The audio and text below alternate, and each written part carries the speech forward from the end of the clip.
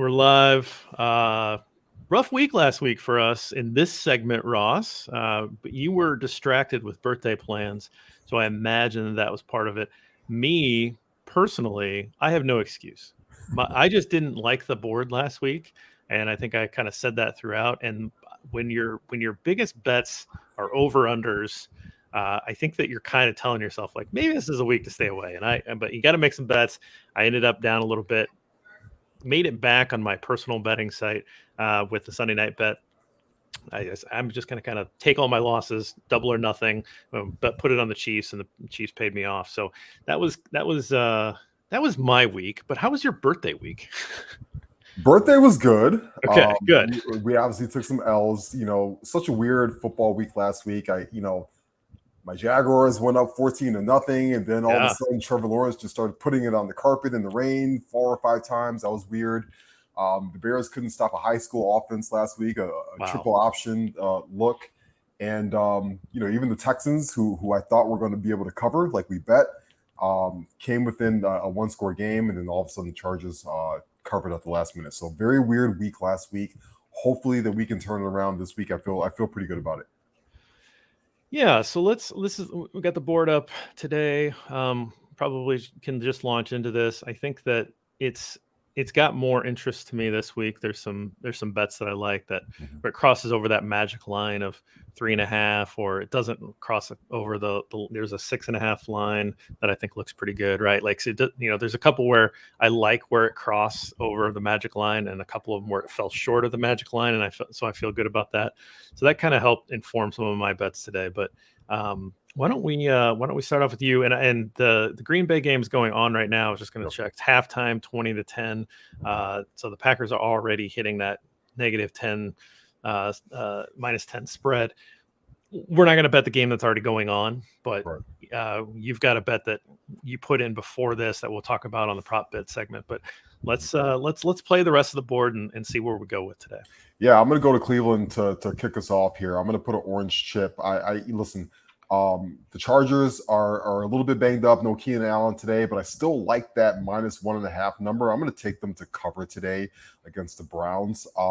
I just think they're the better football team. I think that this is a game that Justin Herbert can really go crazy in Cleveland and really put some points up. And I like them to cover that bet. Listen, the weird game last week for the Browns. They lost to the Falcons, who ran the ball 14 straight plays without Cordell Patterson in the football game.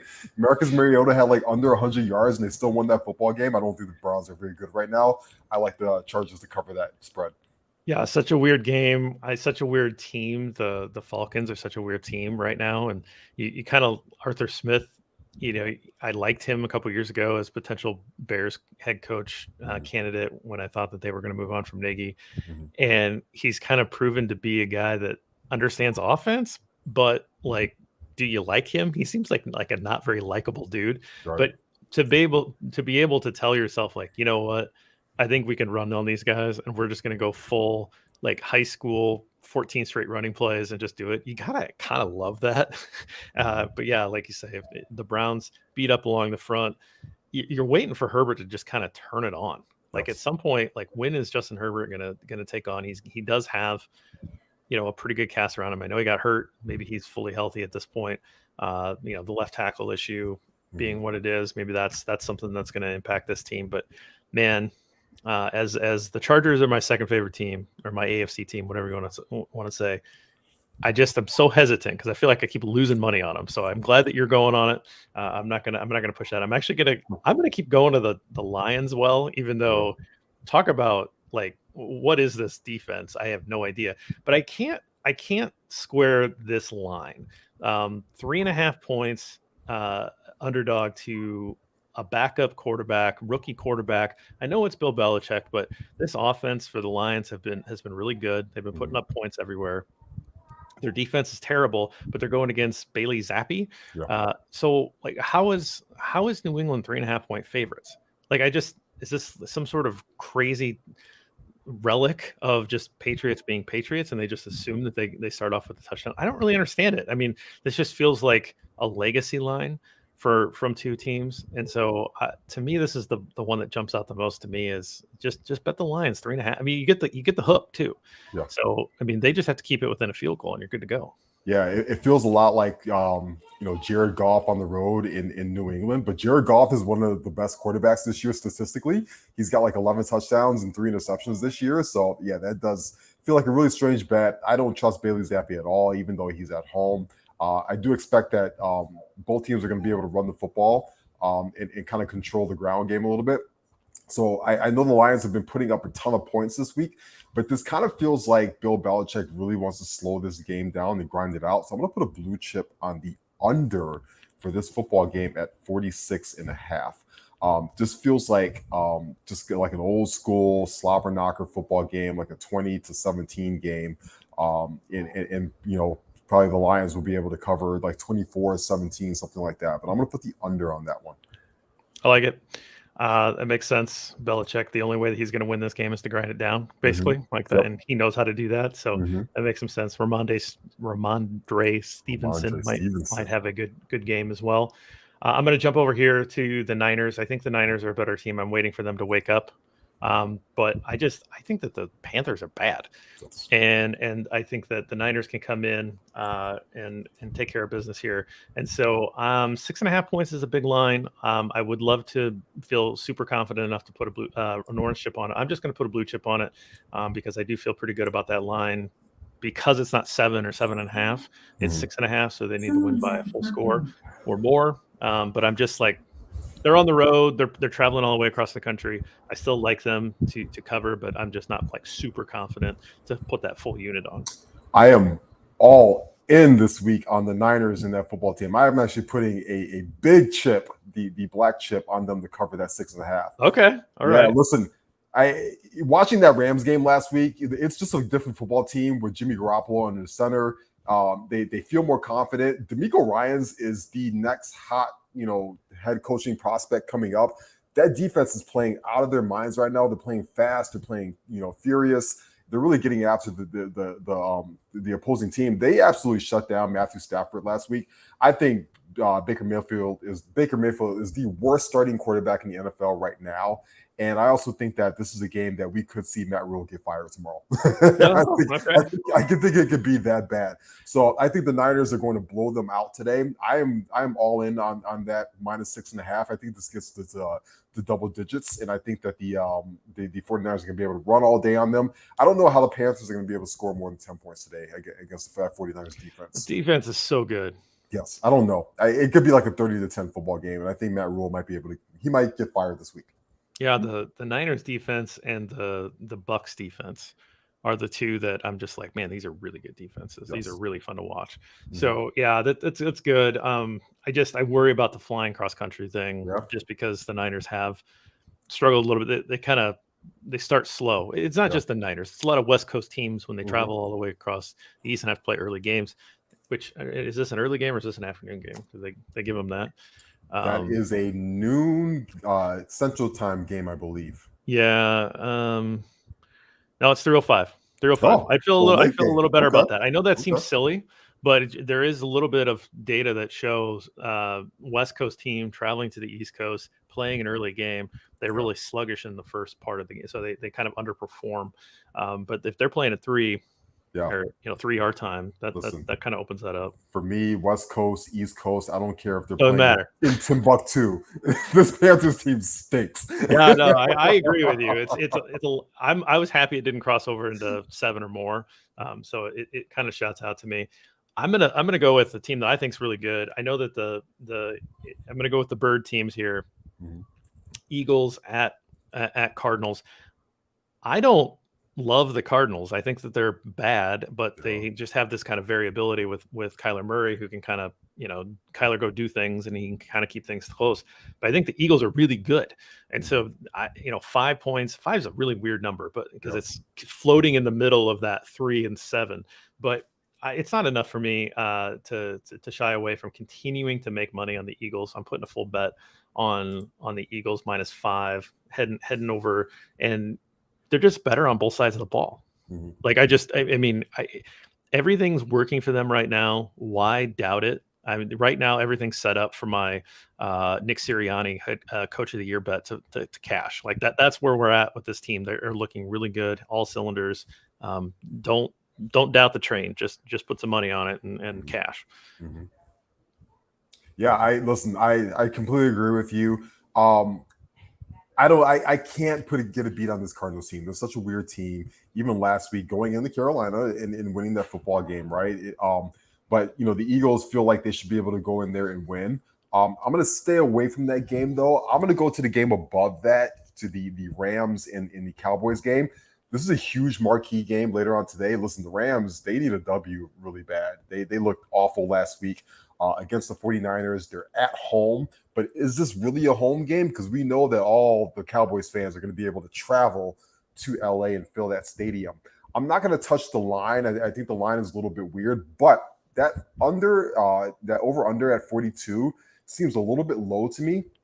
I think that both teams should be able to put some points up on the board today. I'm going to take the over today at the 42. I think we're going to get into a little bit of a shootout with that football game, and both teams are going to be able to put some points up. I know we're getting Micah Parsons out there against a really bad Rams offensive line, but I still think that Sean McVay is going to be able to get some points up. Cooper Rush, has been moving the football all season long. We might be able to get a little bit of quarterback controversy there, but for now, give me the over at 42 on the Rams Cowboys.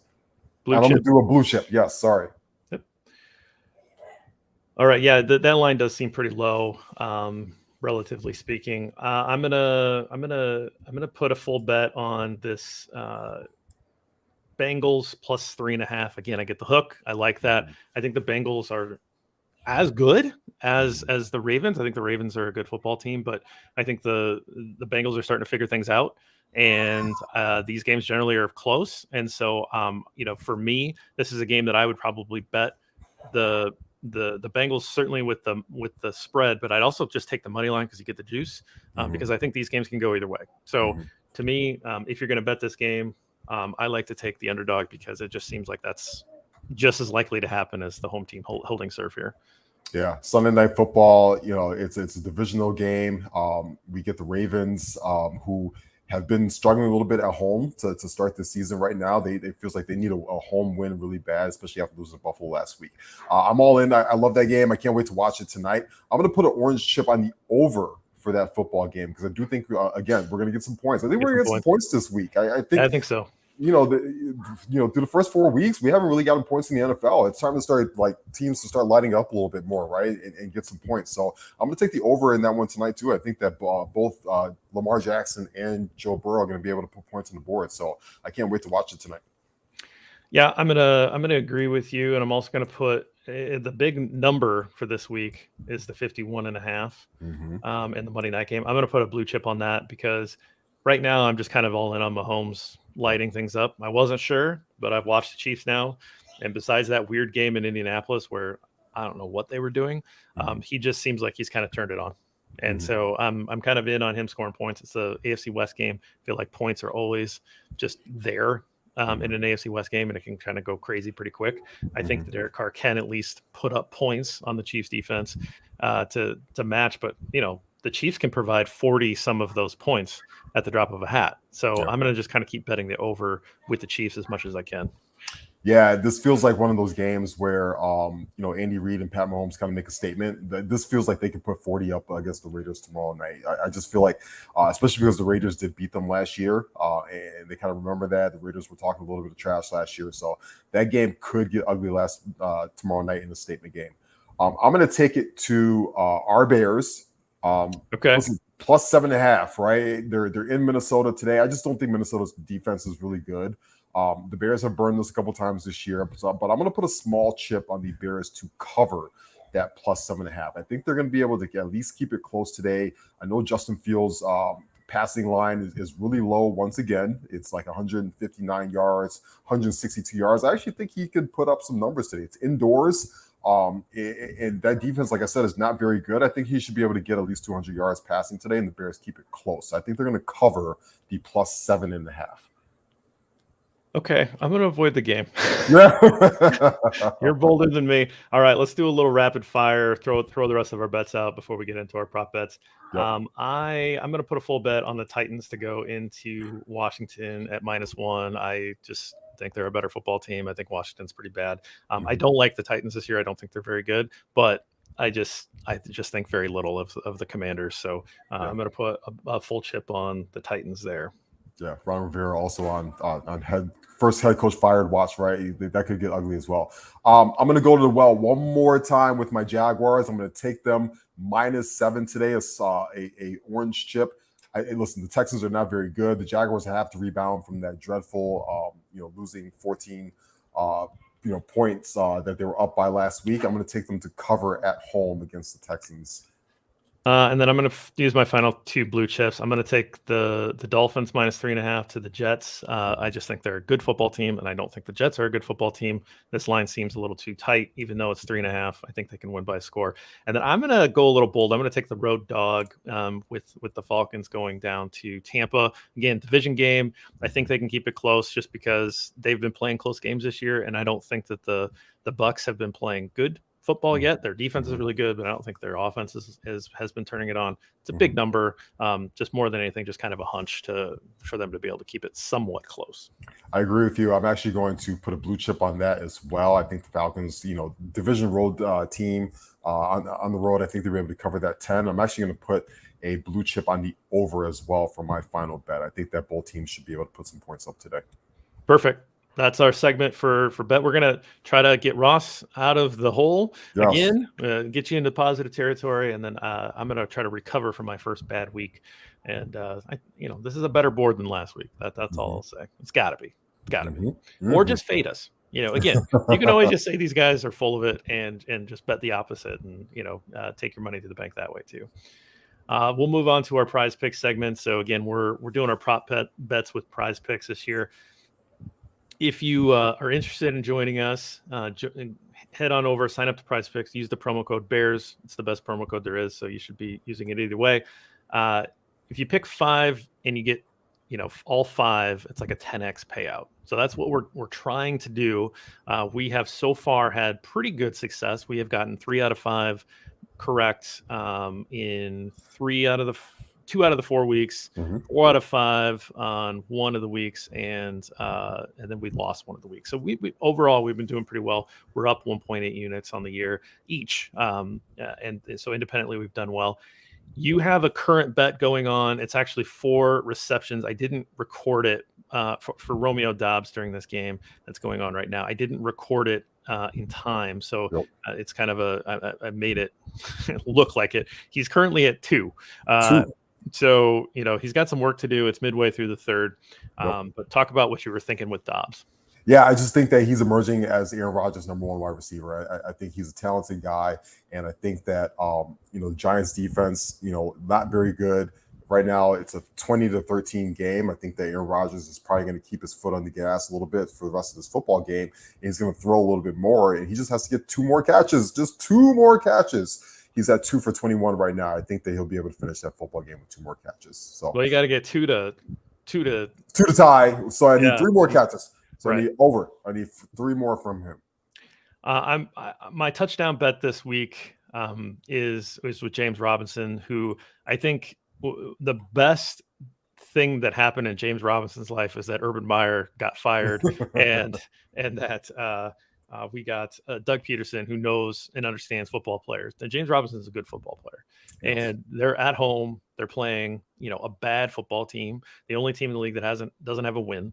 And, to say what you will about the Texans, but they're going to give up some points today.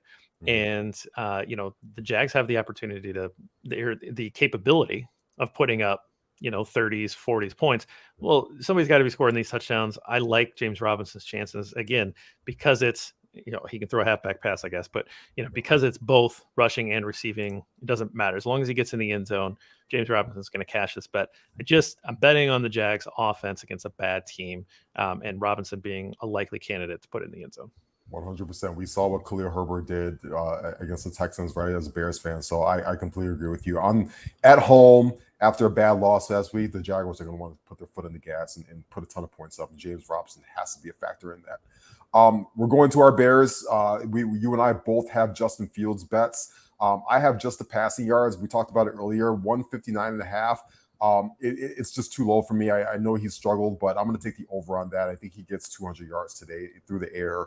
I just think that Vikings defense is not very good. You're indoors. There's no weather issues or anything like that for the first time this year for the Bears. And I just think that he's going to be able to at least get 200 yards through the air.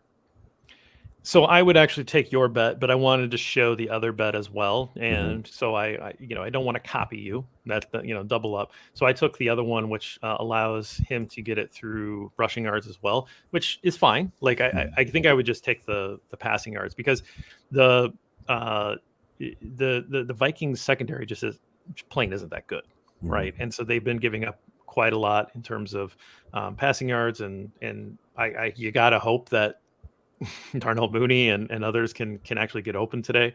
Yeah. And so I agree with you that I think he's probably a good bet to go over 200 yards passing. So if you get like an alternative prop bet, like somewhere on an independent site, that might even be worth seeing if you can get some juice on some higher yardage here. But this bet allows you to still cash it if he ends up just having a couple big scrambles. That puts him over that mark too. So, I like this number. It's good enough for me to put in my top 5, but I just wanted to reinforce how much I think that he's gonna do as well today. So, over 204.5 pass plus rushing yards for Fields for me. Yes, I like it. We got field goal kickers in our kicker bets, man. Listen, I like both these bets. Listen, 2 field goals is nothing, right? Especially in this league, we think that we're going to get some points today, right? Whether it's touchdowns or field goals. I'm going to Tampa Bay. I think that the Bucks. I think Ryan Suckup at home is going to be able to get at least 2 field goals today against that Falcons team. I just think they're going to get a ton of points today, and he's going to have to factor in there with that. So I'm going to take the over. And then you've got Greg Joseph in Minnesota, right? Yeah, so here's the thing about the Vikings offense is that they're pretty bad on third downs. Like they're one of the worst teams in the league on third downs. They are one of the worst teams in the league at touchdown percentage in the red zone. And so you combine those two factors and they're just not converting things. And so I think that's actually, you see it in their point totals. Like they are kicking a lot of field goals. And so I do think that the Vikings are going to be able to move the ball. I think that they're going to get into scoring range, but they have shown that they're not super efficient when they get into the red zone. The Bears defense isn't terrible. I mean, they haven't been able to stop the run here. Obviously that's shown up. But I don't know, like this felt like a pretty, like the math is yelling at me to say Vikings probably going to kick a couple field goals here. Yeah. So this bet, I mentioned it on the preview show, the 10-minute drill earlier this week, that this bet kind of stuck out to me. So Greg Joseph over 1.5 field goals against the Bears. I like it. Listen, thoughts and prayers today to Kenny Pickett. He's a rookie quarterback going against the number 1 pass defense in the NFL in Buffalo, where they're probably already throwing guys through tables. I'm going to take the under today on his passing yards at 192.5. I just think that things might get really ugly for him in that Steelers team today. And listen, again, thoughts and prayers to him. But I think that Buffalo wins really big at home today, and I think Kenny Pickett's going to struggle on the road in his first start in the NFL. Thoughts and prayers to folding tables. Thoughts and prayers to the number of chicken wings that are going to be consumed. I mean, the over under of like pounds of chicken wings consumed at a Buffalo Bills tailgate might be the bet to make at some point. But completely agree, totally understand to say that. And who knows what that Steelers offense is going to look like with him. He was pushing it down the field a little better than Mitchell Trubisky, and so maybe he's, which he kind of has a popcorn arm, so it's a little surprising that he was willing to push it down a little bit, but good for him. We'll see. He might have to throw because this is a 14-point line. Yes, like that's very true. They think that this game's going to get out of hand quick. So I'm really loving. I think I could have built the whole boat out of interception bets. Yeah. There's a ton of interception bets out there. Matthew Stafford, though, has thrown 6 picks this year. Yeah. He's going against Dallas, who is a turnover-hungry defense. They get a ton of pressure, so he's going to be forced into throws earlier than he wants. And they have some dogs in that secondary. Trayvon Diggs being one of them, but like they have guys that like to take away the football. So to me, Matthew Stafford's going to put it in harm's way at least a couple times a game. and against a defense that knows how to take it away. This one felt like the best one, but there are others. Like there are a ton of interception bets out there. Again, I feel like you could make an entire prop bet segment of saying these 5 quarterbacks are going to throw an interception, and I think you do pretty well. Yeah, you could call it the Matt Ryan, right? No kidding. Jeez. You know they're always going to throw an interception, the Matt Ryan rule. I think Kyler Murray is probably on the Matt Ryan watch today, and so is Baker Mayfield, 2 guys that are probably most likely going to throw some interceptions today. So I like that bet a lot. I don't know if there was a Baker bet, but there was definitely a Kyler bet because I almost put the Kyler one in there. So they don't put everybody in there, but like there was enough where I was like, oh man, I feel like I could do 5 of these and just make it a whole thing. But absolutely, Stafford was my favorite. Yes. For my final bet of the week, listen, Jimmy Garoppolo, we just need 1 rushing yard out of you, brother. We've seen Jimmy Garoppolo. I have bet in the past Jimmy Garoppolo to get anytime touchdowns. I think last year in Soldier Field, he got 2 rushing touchdowns against the Bears. I always love that bet with Jimmy Garoppolo. I think that he's going to be able to not only get 1 rushing yard today, but he probably will be able to sneak into the end zone on you. A little quarterback option, a little RPO. I think Kyle Shanahan is going to absolutely run it up on the Panthers today. And I think Jimmy Garoppolo can get at least 1 rushing yard. And if you can find him out there for the anytime TD, why not put a couple bucks on it? It's probably boy, you better hope that they don't get the ball in victory formation, and he's got and he has 2 rushing yards, and then he just kneels it 3 times because that's a killer. I'm gonna end it on Monday Night Football. Patrick Mahomes, again, I just think he's ready to go. 272.5. It's actually the exact same yardage mark that they gave Derek Carr. Mm-hmm. Okay. I don't think that the Raiders secondary is anything to write home about. I think that, and I don't think Andy Reid has any worries about torching a division rival. This is not, they don't care. So if they get things going and rolling early, they're just going to keep going. So again, I'm kind of, committing to my priors here, and that I really think the AFC West story is good offense, a lot of football, a lot of points. Mm-hmm. So I'm gonna take the over on 272.5 for Patrick Mahomes. At the end of the day, at least gives me something to cheer for on Monday Night Football. Mm-hmm. Hopefully I'm going for 5 for 5 at this point. But either way, I'm still going to be rooting for something with Patrick Mahomes here, and it's always more fun to cheer for the over when you're betting on a talent like Mahomes. Yeah, I completely agree with you. Very Steve Spurrier in Florida. I just feel like they're going to try and run it up on those Raiders tomorrow night. They don't like each other. These are teams that don't like each other. Yes, I completely agree. Any final thoughts before we get out of here? No, not at all. Root for me today. I'm participating in a chili cook-off in our house complex around here. So I'm making a beautiful turkey white bean chili today, and hopefully I can bring home the best winner prize. That's awesome. Yes. Well, good luck to you. I will ask you for that recipe because that sounds delicious. So enjoy your day. Enjoy the Bears, and then you're not going to the game next Thursday, right? I'm thinking about it. Okay. So I know you're in town, so I'll be there. I might have to hit you up. I'm thinking about it. All right, man. Sounds good. Yes. Thanks, Ross. I appreciate it. Have a good Sunday. All right. Welcoming in Erik Smith of the quarterback list to go over some stuff. We got some stuff to talk about, man. Yeah. But how are you doing today? Oh, man, I'm ready for that chili now, so I'm doing good. Right? Yeah, perfect, I didn't realize how hungry I was. Well, it's like perfect time for it, too. Yeah. I guess that's probably why they make a chili cook-off and they put it in October. But, I'm wearing a hoodie, right? Yeah. It's nippy, it's yesterday. I think the high here was in the 50s or something. So it's perfect weather for that. That sounds awesome. Yeah. We're starting off with daily fantasy stuff. Good news. I cashed last week. Awesome. I think because of the Hawkinson pick. That'll do it. That helped. But I did cash for the first time this year. I had been pretty close. Basically every week I was kind of getting the that's pretty good, but just not quite close to cash. But I did cash. The Lions defense bet certainly did not help me. That was not a good bet for me. But again, we don't coordinate. There's a little bit of overlap this week, but not as much as there has been in the past. But let's talk about these lineups here. Do you want to start off and tell me why we both picked Jalen Hurts? Yeah.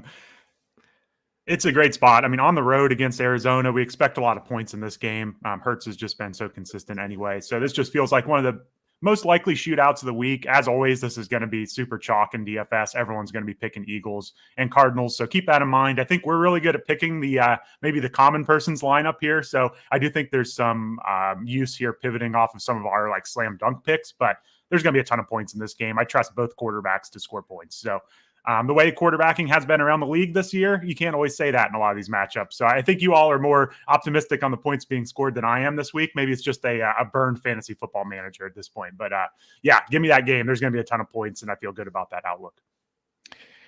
Yeah, I paired it with Goddard.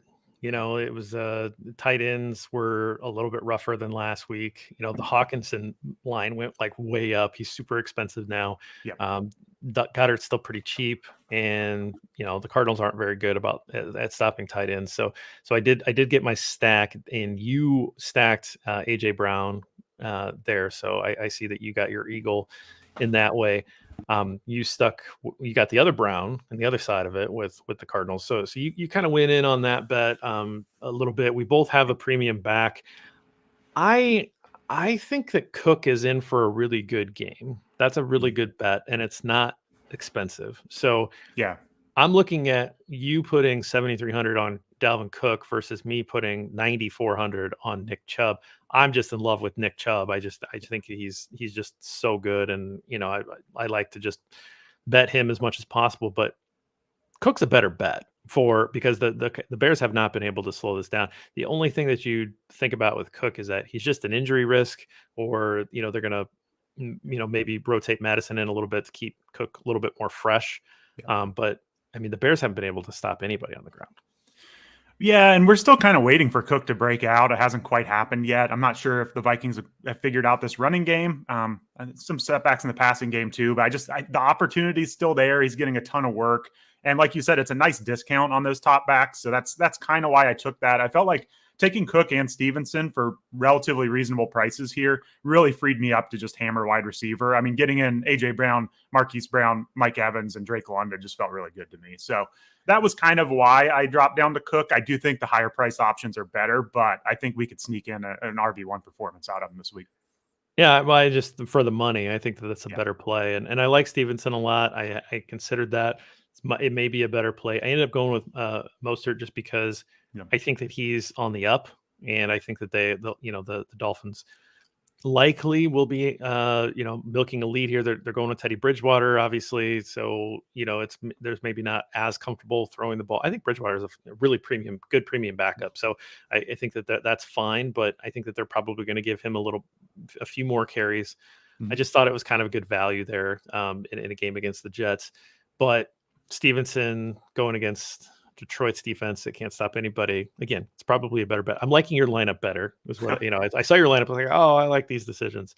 I did like going with Terry McLaurin though. Getting one of those Washington wide receivers, and just because Tennessee's secondary hasn't done much to slow down wide receivers. If you want to go Samuel, I can understand that. But McLaurin to me is the best of the bunch. I'll take the talent over anything else. Yeah, and I mean McLaurin, he's always been a big play threat. He maybe is settling into a bit of a boom bust option here with Carson Wentz a quarterback, which is going to happen when Carson Wentz is your quarterback. But we know the upside is there. He's been close lately, so I do like that play. I was actually looking at McLaurin as well. Tennessee's secondary has given up a lot of points to wide receivers this year, and it's a really nice spot for McLaurin. So I like that. As far as my Ramondre Stevenson pick, I just kind of felt like, I mean, the Lions defense, everyone is torching them right now. Like you can start anyone against the Lions in fantasy, it seems like. And Harris is probably the better bet at touchdowns in New England. But if with Bailey Zappi, they fall behind, like maybe Stevenson gets some pass catching too. So I was a little torn on which Patriots back to take, but I think both are excellent shots at a touchdown or two against the Lions because their defense looks just as bad as their offense has been good, basically, at this point. Yeah, I also took obviously I took Diggs. That's a premium play there. Again, the Buffalo's favored by 14. He's been killing it. Maybe the one time he didn't have a giant game was the game that I took him in this spot. So I'm kind of doubling down on that, this week. But I think that he's just playing at another level. Michael Gallup just feels underpriced because he's coming back, from injury. They're going against the Rams defense that has been, lit up pretty good.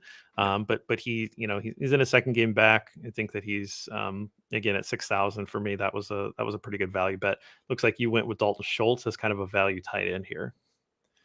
Yeah, I mean, last week was his first week back off of injury. He played the normal amount of snaps. He just did not get the ball. So maybe this is an issue of Cooper Rush not throwing to the tight ends as much, but I kind of think it was just returning from injury. And so the fact he was out there is encouraging. I would expect it to look a little bit more like a typical Dalton Schultz game this week. And if we get that, it's way cheaper than the next best tight end option, in my opinion. So, yeah, he's a good punt, I think, this week. Obviously, not the ceiling some of these other guys have. I mean, Goddard's going to have more ceiling, but I do like Schultz as the bottom tier option here. Yeah, obviously you went real cheap there. Allowed you to get guys like Drake London in your flex, like you mentioned. London's really coming on. Rookie wide receiver looks pretty good here. That Tampa Bay defense, though, like pretty good. So, that's maybe a little bit concerning. My flex is getting back into that Miami game on the other side, just because I think that the Jets will have to throw. I don't know. I don't know if Corey Davis is the guy, but he's been doing the best so far, and he's $5,900 in that offense. I don't know if Zach Wilson to Corey Davis is a thing, but let's just see what happens here, I guess. And so that's kind of a flyer. I mean, I don't love it. It's more opponent rank and guy that has kind of proven. You put points up so far. Proven's maybe even a little strong, but guy that's put up points so far. So that was kind of how I filled out my lineup, which I didn't leave myself a lot of money in the flex because I put it into Diggs and I put it into Chubb, right? So those guys, here's the thing: those guys have to perform. Chubb and Diggs have to have like giant games for this lineup to do anything. Yeah, for sure. You need Cleveland to hang around long enough so Chubb can get rolling and they don't abandon the running game, which I'm not sure if Cleveland ever really does. But I mean, the Chargers are giving up like 6 yards per carry. So yeah, if you can stick in that game, he has a monster potential. I was just looking. I mean, Corey Davis last week, nearly a 20% target share. So they're throwing it to him. It's a little curious that he's getting targets over, some of the more talented younger receivers. But hey, that's who Wilson went to last week. So I don't mind that. My thoughts on London. Drake London is a tough matchup against the Buccaneers, but Kyle Pitts is out. They've got to throw it to somebody. I know they completely abandoned the pass last week, the Falcons did, but I mean, the Browns just couldn't stop them. So they just ran it every play. And I do think if they're running into a brick wall in Tampa Bay, eventually they're going to have to pass, and they've got nobody else to catch passes other than London. So I think he's got a lot of volume potential this week. I'm not sure how many points Atlanta's going to score, but he should get a lot of targets his way. Yeah, no question. And then we both took the Seahawks defense, and I imagine that this is just like an Andy Dalton. That the Saints offense hasn't looked great this year, and they're going with Dalton here. They've given up a lot of the Saints offense has been friendly to fantasy defenses. Yeah, Seattle's not a good football team, but they're playing tough, and they've outperformed expectations already. And so it's more just about the fact that this is cheap. Yeah, and I honestly didn't love this pick, but I mean, this defense has been scoring 6, 7, 8 fantasy points a week. Like you said, Andy Dalton playing. So there's a little bit here. It's just the cheapest option. And the problem this week is you really have to spend up to get to the reasonable options that you're actually excited about. Like, right. I don't know, maybe the Rams at home against Dallas. That's all the way up at 4,000. The 49ers, I would love to play against Carolina. That's 4,400. So it's just a cost thing here. And they were, for as cheap as they are, like I would take them over some of the defenses that are like $500 more. So that's where I was at. Yeah, I mean, I would love to take the Niners, but then where am I taking money away from, right? I can't play. I mean, I probably can't play Hurts, right? You have to take a cheaper quarterback. I mean, that's 1,300. That's a big takeaway from somewhere else. So you're just hoping that you spike a touchdown somewhere, just get a couple turnovers and they hold their own. So betting on the great defense is not always the best way to allocate your resources here. So all right, well let's move on to Survivor, because boy, that was interesting last week. How did you feel about your Green Bay Packers? Not great, but a win is a win. So I was definitely shocked to see that a game late. So yeah, that was I believe that was Sunday night last week. No, it was Sunday afternoon. Okay. I think. And I was getting ready for the What We Saw podcast, just kind of out of the corner of my eye. Like, are you kidding me? Is this still a game? So yeah, we won. We're moving on. What's that? It went to overtime. Yeah. I mean, just unbelievable. So yeah, again, I don't think that, like you had said, like this is a good spot because I don't think the Packers are that good, but they're at home. Yeah. It's not like you need to save them because there's some juggernaut. I mean, Yeah. to your point, they're still flirting with the Giants in London. It's 20-13. Giants have the ball. Yeah. I mean, they'll hold on to win that game because that's just what Green Bay does. But the fact that Green Bay was -10 in that game is kind of silly, but that's the kind of thing that it is what it is with the Packers. They're a good bet because they're always going to pull something off or they're going to get a little help. So you did survive. I survived as well. There was a little scare there in the Chargers game where they started to let the Texas back in there, but for the most part, that was a pretty comfortable win. And I had talked about how maybe this is where you use the Lions because the Lions are oh my God, I sent you a DM where I was like, whew, yeah, so glad I took the Chargers here. Unbelievable. Giving 48 points to Geno Smith. Wow, that's a way to go out. Happened there. So this week, I think there's a ton of options. Again, you could just hit the easy button and take Buffalo. They're a 14-point favorite. I think that there's nothing wrong with that, but I would prefer to save them for a week that might be tougher down the line. You could take the Bucks. They're -10 at home against the Falcons. But for me, I have the first pick this week. For me, I'm gonna take the team that I want to use up some of these teams before I have to worry about hard weeks. And so this might not be the right strategy. I understand that, but I'm gonna take the Jags.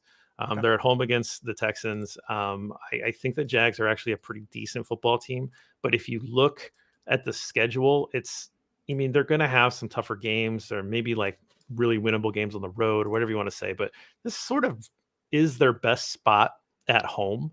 And so I know it's a divisional game, but I'm going to take the Jags here to be able to hold serve against the Texans.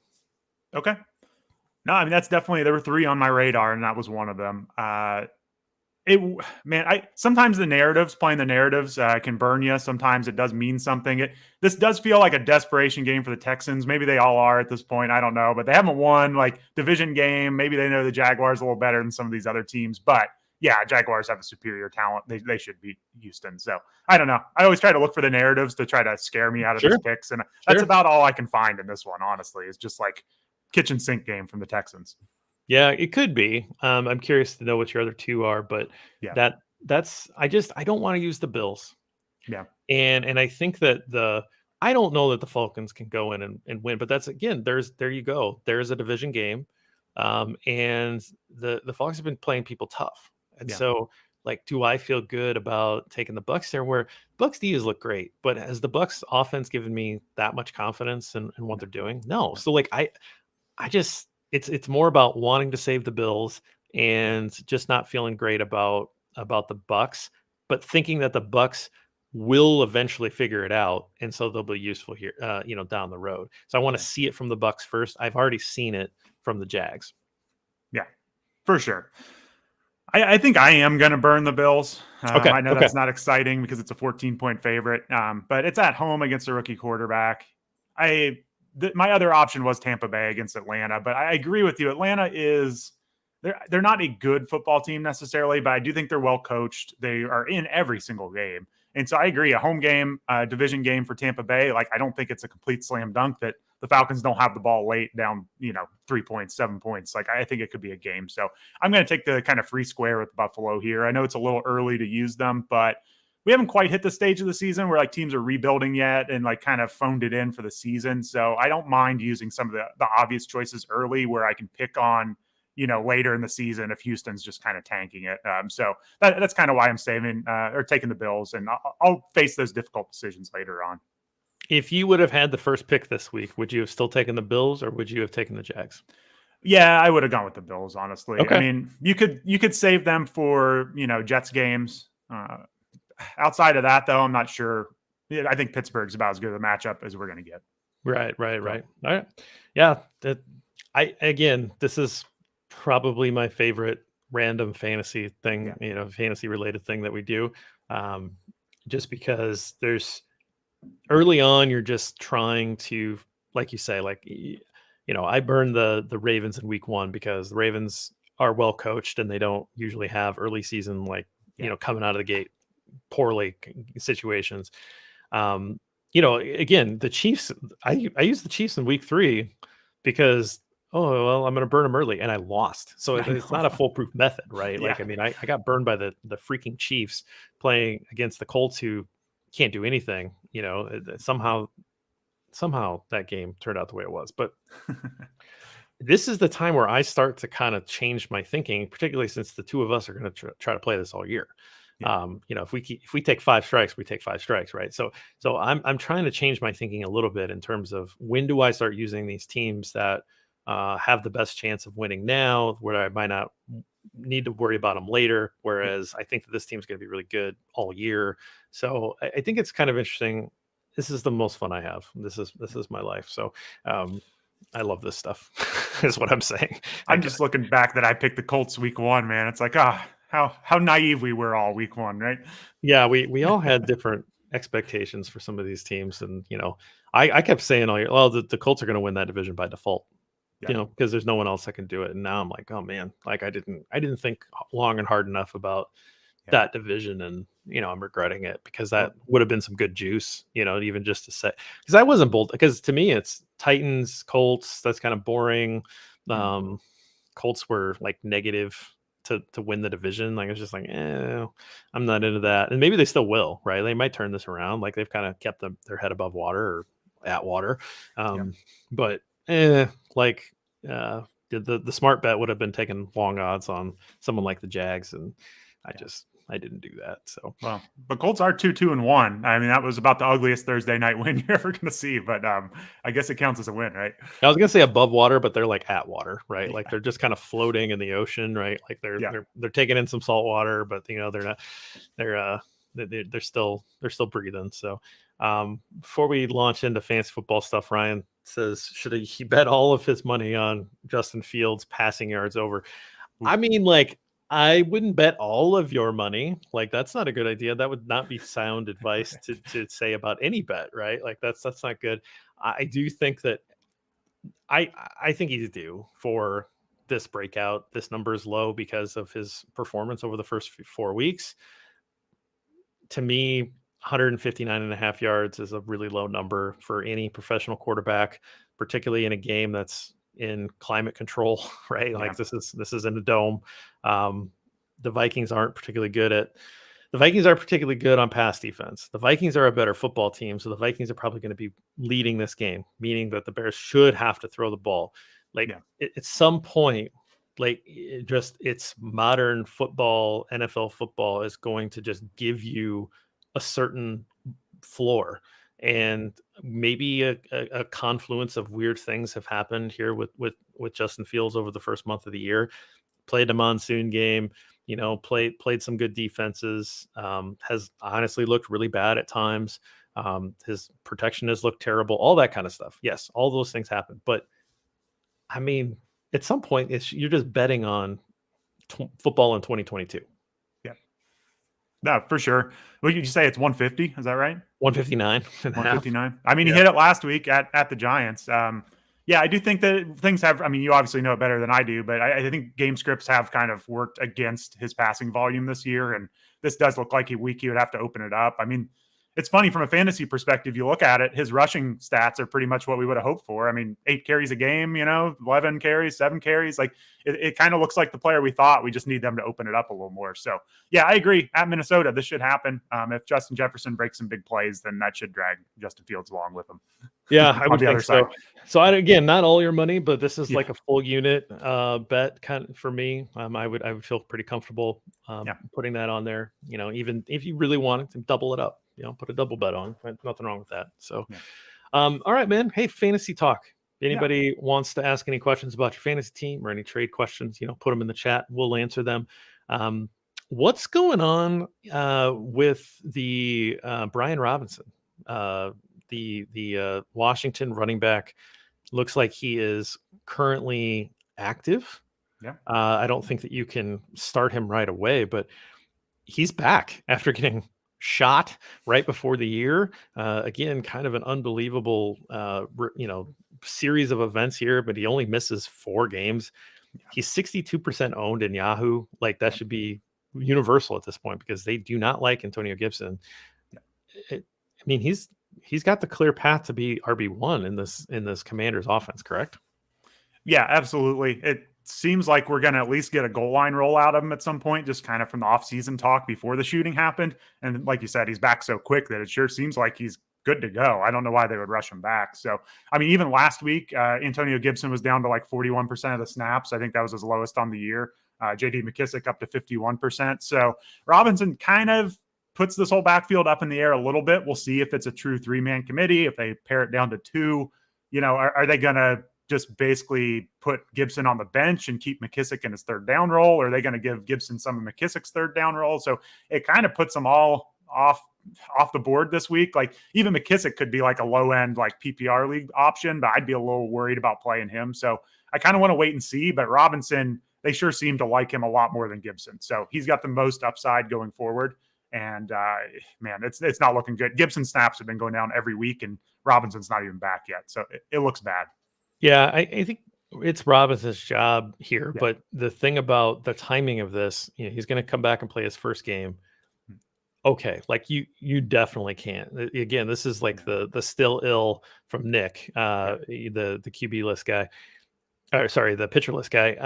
You can't trust it until you actually see it. Plus, it's his first game. They're not going to bring him back and say, all right, you get 20 carries. Like that's just not going to happen. The other thing is the Commanders play the Bears on Thursday night. So they have a quick turnaround. He's probably not going to get the full carries on Thursday night either. I think this is going to the smart thing to do here is to committee this thing as much as possible to get him into game shape over the next 2 games. And then he's going to get 10 days to recover from those 2 games in 4 days. And then I think he kind of takes on full-time role in week 7. That's what I think. That's a total projection, but given all the reports and everything that they're doing here, and again, the Gibson thing, they clearly don't like him. So I think that this is a week 7 thing for him. His ownership's still in the 60s. Like if he's in your league somehow, go get him. Like you've got to have somebody on your bench that you don't like. Drop him, pick this guy up. I know I've been saying it for a couple of weeks, but that's the play. that's the play. He should be rostered in all leagues. You're right to exercise caution, though. I mean, we don't actually know that he's good yet. You know what I mean? Like I'm sure coaches know from practice and stuff, like how they feel about him, but we still haven't even seen him in a game. So he should be rostered in every league. Park him on your bench for now, though. Let's see how he looks this week and next week. All right. So obviously some people may have had, Tua as their quarterback. Maybe they still be, Dak, waiting on Dak to come back, right? So there's some quarterbacks missing. I don't think that anybody went into the year with Jameis as their QB1, but there are some the quarterback issues around the league. So who are some quarterback streamers that you like right now for filling in some roster gaps?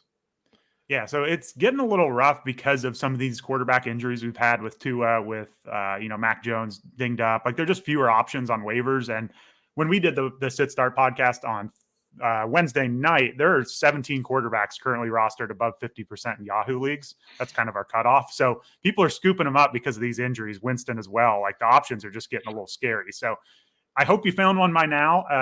Right now, some of the best streaming options, Teddy Bridgewater isn't a bad option. Like I know it's Bridgewater, the upside's not necessarily there, but at the Jets, Miami ranks 13th in implied total this week. They're favored, so we expect them to put up some points. Jets defense has kind of been okay against the run, actually. I think the way to attack them has been through the air at times. So, he's got Tyreek Hill, Jalen Waddle. He's got an interesting play caller. I think Bridgewater can do a nice Tua impersonation for a few weeks. So I would feel pretty comfortable rolling Bridgewater out there against the Jets, honestly. And then after that, it gets sketchy. I mean, we're back to talking about Marcus Mariota, who was good before last week, but when they decide to run the ball every down, it's real hard to get points out of your fantasy quarterback.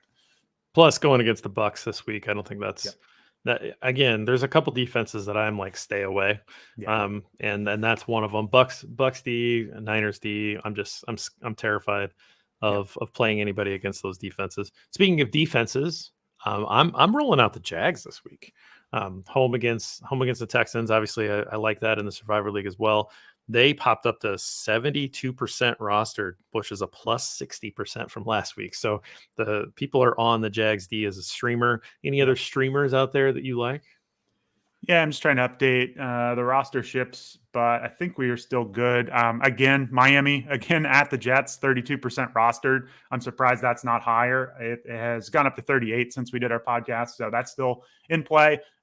Zach Wilson showed a little bit last week, but you're going to get some sacks and turnovers. Those are all in play. So especially with Miami's interesting defense at times. So I don't know if they're the best in the world, but they're definitely a wrinkle they'll throw at a young quarterback. So other than that, like Tennessee at Washington, you're just banking on Jared Goff sacks, and they were very lowly rostered. Yeah, Let's see, they're still down at 25%, so they're probably sitting out there. So those would be the two I would focus on. In the past, we would have been all over New England home against Detroit, like Goff on a road game outside, but Detroit's looked so good that I don't know if we can do it. Yeah, God, that's interesting. We talked about that game earlier in the betting segment. I don't understand why the Patriots are 3.5-point favorites against the Lions. The Lions have at least looked competent on offense, right? They've looked good on offense. The competence even too short. But somehow the Patriots are 3.5 point favorites at home. So you're saying that they're somewhat even, or even the Patriots are a better team. I haven't seen that, right? I mean, we'll see it today, but you got Bailey Zappi playing quarterback for the Patriots. I mean, I don't know. Like, I wouldn't play. I'm not going to make the mistake again of picking the Lions defense to do anything. So I'm done on that. But you're giving Bill Belichick a lot of credit. I guess he deserves a lot of credit, but I don't know, man. Backup quarterback. I think Goff has been bad on the road before, and this would be the matchup that Belichick would just, pick him off 3 times or something. But the Lions have such a good offensive line that I do think that they can stick to the ground if they need to. And with the Patriots' problems at quarterback, I couldn't do it personally. So what are the other big stories that are happening around the league right now? You're in it's kind of that interesting part of the year where you can start letting players go on your bench, right? Like this is kind of the time where there's some pieces out there where it's okay to let these guys go, right? Like these guys are, your preseason bet on these guys probably isn't working. You can cut them free. You should probably go out, get some high upside plays that are starting to emerge. So what are some of the storylines that you're kind of thinking about right now? Yeah, I mean, I think just from a bigger perspective, this is kind of like the trade time, I think, for fantasy football. Like waivers have really dried up. Teams are staring down like 1 and 3 starts, and it's like, I got to make a move here, So, I mean, I made a move for a receiver for a running back in my home league where, the other team desperately needed a receiver. I desperately needed a running back.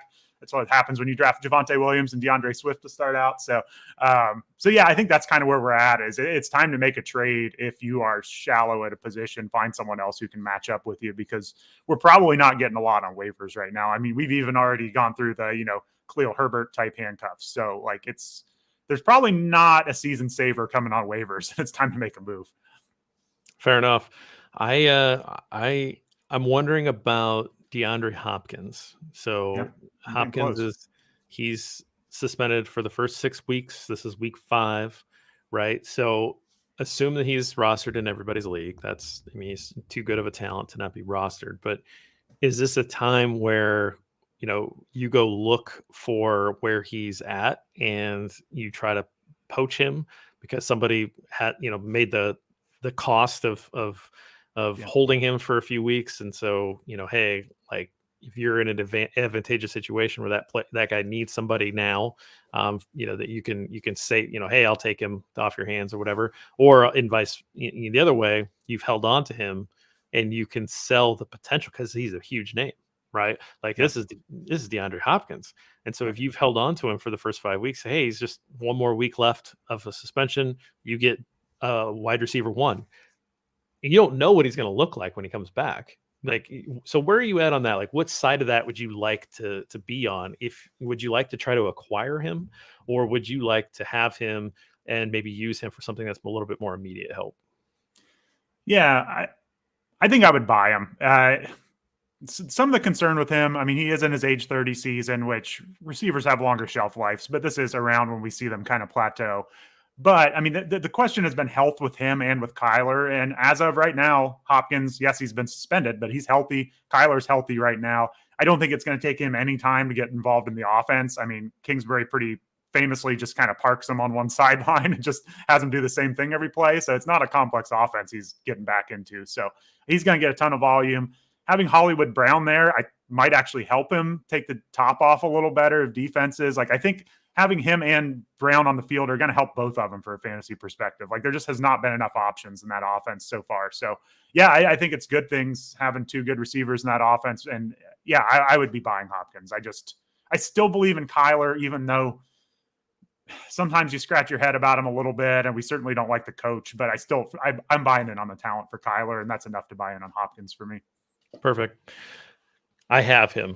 I've been holding him. I also don't need him. That's the thing that's kind of killing me is I have 4 wide receivers that are I got T. Higgins. I've got Justin Jefferson. I've got Cortland Sutton, who looks like maybe the weak link, and I've got Chris Godwin. So I've got receivers covered, 3 receivers in a flex, but I am, Hopkins coming back. I feel pretty good about that. So, what do you do? I guess I'm going to sit Sutton until Russell Wilson figures it out, which, boy, that was brutal. Did you watch that whole game, or did you? I stay for some reason. Yeah, I watched the entire thing. So it was like the longest. I think it was the first half. It was just like the longest half ever, and then of course it goes to overtime. So I kind of thought about it in terms of like the first half. I was like, this is terrible. Yeah. But I'm going to keep watching. Yeah. And then the second half I was like, this is incredibly entertaining because it is so bad. Yeah. And you're just like, how bad can this get? Right. And it was the easiest money I've ever made was betting that under. And it was just like, all right, and you could have live bet the under like through the first 3 quarters and still won. Like there's just no points in that game. It was just unbelievable. Yeah. But if very predictable that it would come out that Russell Wilson is battling an injury. Right. I think all NFL players are battling injuries at this point. Yeah. I think that was pretty strategic for them to come out to kind of save face because he was getting dunked on everywhere because of that huge contract, and he's looked terrible this year. Like that offense has looked non-existent. Yeah. Is it a real injury? I don't know. Probably, right? Like, I mean, I'm not saying they made it up, but yeah, that's pretty bad.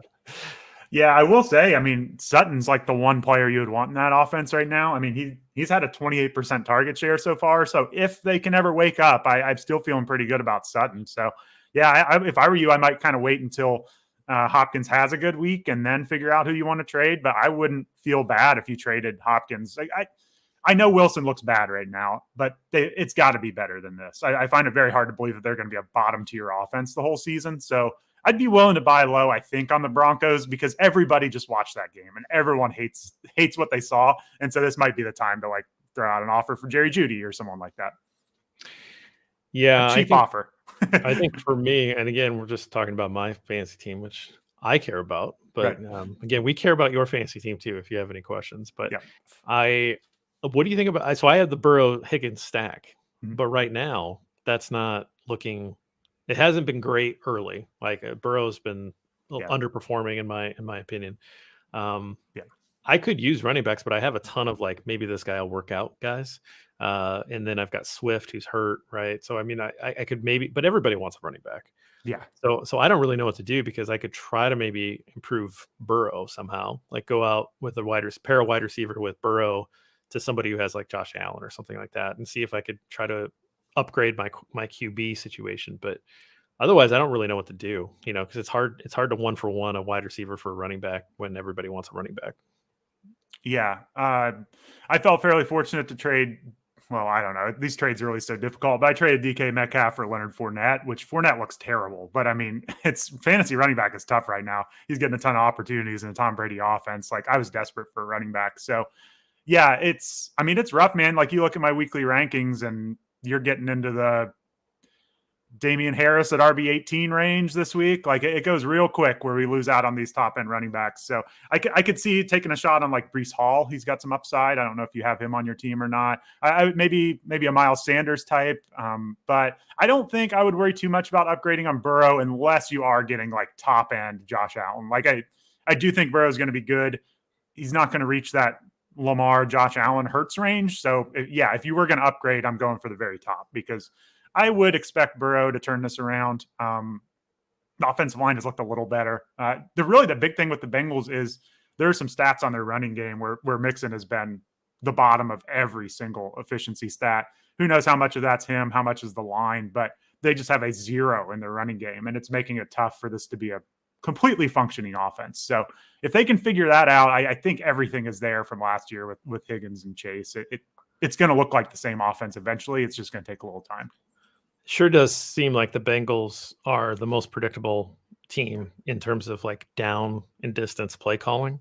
Yeah. And that certainly can't be helping them, right? No. Like it just seems like defenses are keying in on that. Would it kill you to run some play action on first down? I mean, it's brutal. It's hard for everybody to watch, not just Bengals fans. And it's weird too, because when they do run play action, it tends to look really bad as well. So it's like the whole scheme is just kind of, they either need to run from shotgun more or they need to do play action from under center, something. Oh yeah. Play action from under center. Definitely. Something. Yeah, that's brutal. So, all right. Well, any final thoughts on week 5 before we get out of here? I was curious just to talk with you about, do we think David Montgomery's getting the full workload? He's active. He is active. I think they'll probably split it pretty well because I think Khalil Herbert has shown that he can carry the ball quite a bit. But what I worry about most, again, this is a still ill situation. I wouldn't want, unless you're desperate, you got to put him in because running back is what it is. Yeah. Same with Herbert. Like I don't know that you can trust it. Mm-hmm. But what I worry about, so Herbert is not nearly as good in pass protection as Montgomery is. And you saw how just terrible the Bears offensive line looked, against the Giants. They got dominated. And Justin Fields was just constantly under pressure. And I think that led to a lot of like poor quarterback play where he wasn't picking up guys that were getting open and all that. Yeah. Montgomery in the game means that they could run, they could pass because they feel good about him in pass pro. Herbert in the game right now is like they probably should run the ball, right? Like you just don't feel very good about him in pass pro. So that would be my one thing is that snap share might be pretty high because I think that they would prefer to have him on the field if they're going to throw. Hopefully they don't telegraph too much when Herbert's in the game and say, well, clearly they're running here. Okay. I'm a little worried about that, but that's where I'm at with that. I would avoid it if you have good options, but otherwise, if he's active, they love him. So they're gonna run him. He's gonna get opportunities. He's gonna definitely have snaps. Yeah. Right. Okay.